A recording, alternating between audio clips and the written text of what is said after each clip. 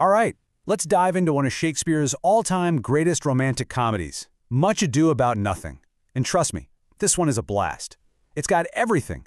Super sharp wit, a whole mess of lies, and, well, it shows how love can pop up in the most unexpected ways, even for people who swear they're totally over it. And this line, oh, it's the perfect way to get into the spirit of this play. It's our introduction to Beatrice, who is, no joke, one of the best characters ever written. Right here, she's basically declaring war on the very idea of love. This one line just sets up this awesome, hilarious battle of wits that's going to turn her whole world upside down. So where does all this go down? We're in Messina, Italy. Picture this. A bunch of soldiers are rolling back into town after a war, ready to party. But the return? It kicks off not one, but two totally different love stories. One is, super sweet and traditional. The other one, it's basically forged in a non-stop roast battle. Now, to get a real feel for this play, it helps to know a little bit about where it came from. Shakespeare wrote this thing around 1598, 1599, basically when he was at the absolute top of his game. It played at the famous Globe Theater, and you have to imagine the audience back then just eating up all the clever jokes and big dramatic romance. Okay, so this is one of the coolest things about the play. Shakespeare gives us two completely different versions of love right next to each other. First, you've got Claudio and Hero. They're your classic love-at-first-sight couple. Super sweet, very traditional. And then you've got Beatrice and Benedick. Their relationship is what they call a merry war. It's all about witty insults and banter. It's fiery, it's smart, and it is definitely not your typical romance.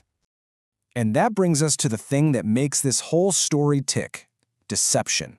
Seriously, the entire plot is just built on one trick after another, on all these misunderstandings. It's a fantastic look at how the exact same tactic, tricking someone, can be used for good, to create a romance, or for pure evil, to completely destroy one. Yeah, and that's the key thing to get here. Deception itself isn't really the hero or the villain in this story. It all comes down to why someone is doing it. It can be a tool to bring people together, or it can be a weapon to tear them apart. So let's talk about the good trick first. Beatrice and Benedick's friends, they decide they're going to play matchmaker. So what do? They set up these fake conversations for each of them to just happen to overhear. The conversations are all about how one of them is secretly, desperately in love with the other. And guess what?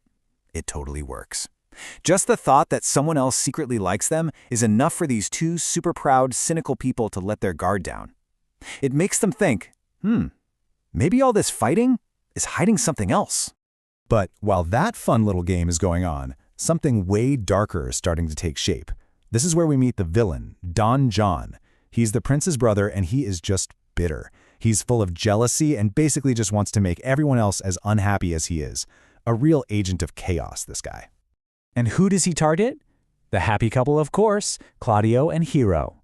He decides to use deception too, but not to build something up. Nope, he wants to burn it all down. He gets one of his guys to put on a little show at Hero's window with her maid, making it look like Hero is cheating. And he makes absolutely sure that Claudio is there to see the whole thing. It's such a simple, nasty trick, and it works like a charm. Right, so all of this leads to one of the most intense and honestly heartbreaking scenes in all of Shakespeare. Don John's little lie, it did its job. Claudio is 100% convinced that he's been betrayed, and he decides he's going to get his revenge in the worst, most public, most humiliating way possible. So they're at the wedding, at the altar, and Claudio just explodes. He furiously, publicly accuses Hero of cheating on him, of being unchaste. And he doesn't just shame her, he shames her entire family. You have to remember, back then, a woman's honor was everything. So what he did, it was basically a social execution. Hero is so completely shocked and horrified by this that she just faints, collapses right there. Everyone thinks she's dead. In all that chaos, her family and the local priest come up with this crazy, desperate plan. They decide to tell everyone that she did die from the shock. Why?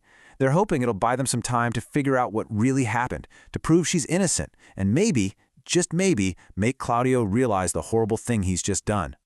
So now we're at rock bottom, just total chaos. But this is where the play starts to pivot. The whole messy web of lies begins to come undone. And the way it happens, well, it's thanks to some heroes you would never, ever expect. And this right here is where you really see Shakespeare's comedic genius just shine. The guys who save the day, they're not some noble knights or anything, no. They're Dogberry and Verges, these two bumbling local watchmen who are just hilariously bad at their jobs. They're constantly messing up their words, getting everything backwards, but, and this is the best part, while they're stumbling around, they accidentally overhear Don John's guys bragging about the whole evil plan. They have no idea what they've really found, but somehow they manage to expose the whole thing. So once the truth finally comes out, Claudio is just crushed with guilt.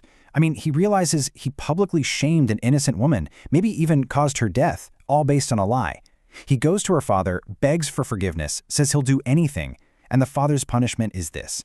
Claudio has to publicly mourn Hero as if she were dead, and then he has to marry her cousin, sight unseen. And of course, in the final scene, we get to that second wedding.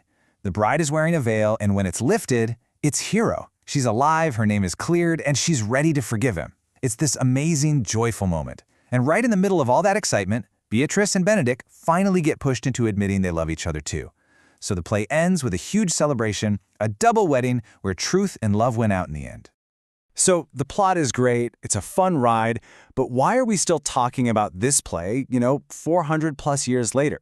Well, it's because the big ideas in it, the stuff about love, lies, and what people think of you are just as real and relevant now as they were back then.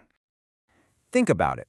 The play really gets into the huge difference between a little white lie meant to bring people together and a straight-up malicious one designed to tear people apart.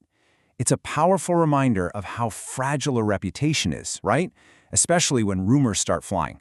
And then there's Beatrice. She's amazing. Through her, the play totally questions the typical gender roles of the day. She's not looking for a man to obey. She wants a partner, an equal. And here's one last little tidbit that's super cool. The title itself, Much Ado About Nothing, is actually a great pun. See, back in Shakespeare's day, the word nothing sounded a lot like the word noting. And noting meant, observing, gossiping, or eavesdropping. So the title isn't just about a big fuss over nothing, it's about a big fuss caused by people noting things wrong, by eavesdropping and misunderstanding, which is, a perfect description of the whole play.